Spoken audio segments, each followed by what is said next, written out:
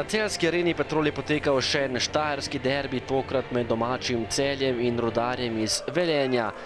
Domači so začeli tekmo nekoliko bolje, tole je že prva priložnost. Medved je podal na pravem mestu, je bil Cebara, ki pa je zgrešil gostujoča vrata.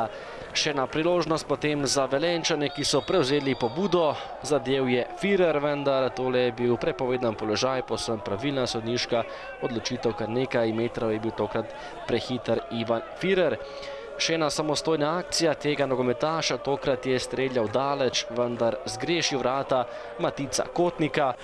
In še ena priložnost za Velenjčane, po podaji Rotmana je streljal Radujko, tudi on pa je kar krepko zgrešil okvir celjskih vrat.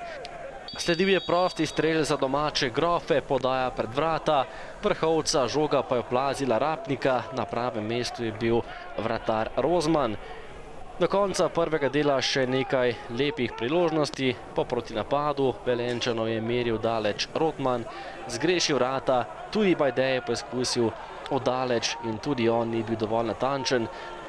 Sliko smo zdaj že v drugem polčasu in prva priložnost za domače nogometaše, podaja pred vrata in takoj zadetek za 1:0. Zadel je Ivanovič, ki je prišel v igro s klopi in popeljal domače v prednost 1:0.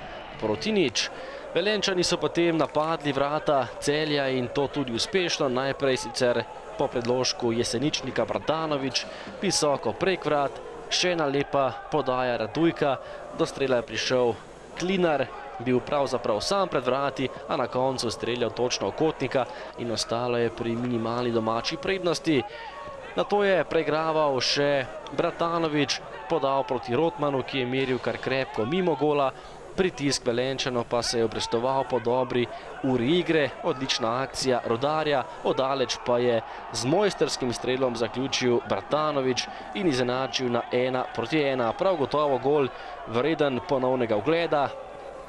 Izid je bil torej poravnan, do konca tekme pa Celjani tisti, ki so želeli 3 točke pred svojo domačo publiko.